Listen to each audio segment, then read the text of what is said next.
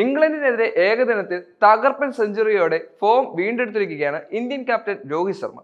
കഴിഞ്ഞ കുറെ മത്സരങ്ങളിൽ നിരാശപ്പെടുത്തുന്ന പ്രകടനമായിരുന്നു താരത്തിൻ്റെത്. 2023 T20 ലോകകപ്പിന് ശേഷം T20യിൽ നിന്ന് വിരമിച്ച രോഹിത് ന്യൂസിലാൻഡ്, ഓസ്ട്രേലിയ തുടങ്ങിയവർക്കെതിരെ നടന്ന ടെസ്റ്റ് പരമ്പരയിൽ നിരാശപ്പെടുത്തിയിരുന്നു. ഒടുവിൽ ഓസീസിനെതിരെ അവസാന മത്സരത്തിൽ നിന്നും മാറ്റി നിർത്തുന്ന സാഹചര്യം പോലും ക്യാപ്റ്റൻ രോഹിത്തിന് നേരിടേണ്ടി വന്നിരുന്നു. ഇതാദ്യമായിട്ടായിരുന്നു ഒരു ഇന്ത്യൻ ക്യാപ്റ്റൻ പരമ്പരയ്ക്കിടെ മോശം ഫോമിൽ പേര് മാറ്റി നിർത്തപ്പെടുന്നത്. ഫോം വീണ്ടെടുക്കാൻ രഞ്ജിയിൽ മടങ്ങിയെത്തിയെങ്കിലും അവിടെയും രോഹിത് പരാജയപ്പെടുകയായിരുന്നു. ശേഷം രോഹിത് വിരമിക്കുകയാണെന്ന ആവശ്യം ആരാധകരിൽ നിന്നും മുൻ താരങ്ങളിൽ നിന്നും BCCI മെമ്പർമാരിൽ നിന്നും വരെ ഉയർന്നു വന്നു. ഇതിനെല്ലാം മറികടന്നാണ് ഹിറ്റ്മാൻ ഇപ്പോൾ ഗംഭീരമായി തിരിച്ചു വന്നിരിക്കുന്നത്. ഏകദിനത്തിലെ 32ാം സെഞ്ചുറിയാണ് ഇംഗ്ലണ്ടിനെതിരെ രോഹിത് സ്വന്തമാക്കിയിരിക്കുന്നത്. പ്രതാപകാലത്തെ ബാറ്റിംഗ് ഫോം ഓർമ്മപ്പെടുത്തിയായിരുന്നു ഓരോ ഷോട്ടുകളും. മനോഹരമായ ഫ്ലിക്കുകളും നോ ലുക്ക് ഷോട്ടുകളും ആ ബാറ്റിൽ നിന്ന് പിറന്നു വീണു.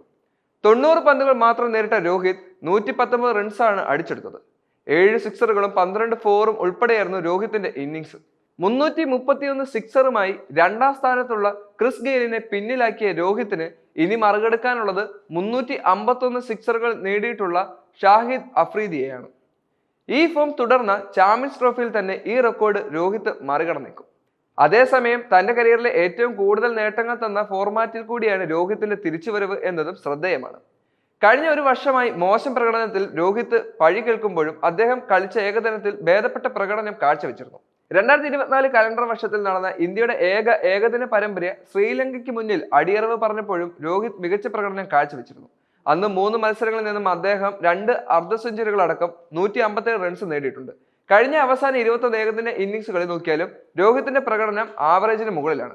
കഴിഞ്ഞ 21 ഏകദിന മത്സരങ്ങളിൽ നിന്നും അദ്ദേഹം 56.95 ശരാശരിയിലും 116.34 സ്ട്രൈക്ക് റേറ്റിംഗിലും 1139 റൺസും നേടിയിട്ടുണ്ട്. ഇതിൽ 2 സെഞ്ചുറിയും 5 അർദ്ധ സെഞ്ചുറിയും ഉൾപ്പെടുന്നുണ്ട്. ഇത്രയും ഉയർന്ന സ്ട്രൈക്ക് റേറ്റിൽ 50-ന് മുകളിൽ ബാറ്റിംഗ് ശരാശരിയുള്ള വിരലിലെണ്ണാവുന്ന താരങ്ങളിൽ ഒരാൾ കൂടിയാണ് രോഹിത്.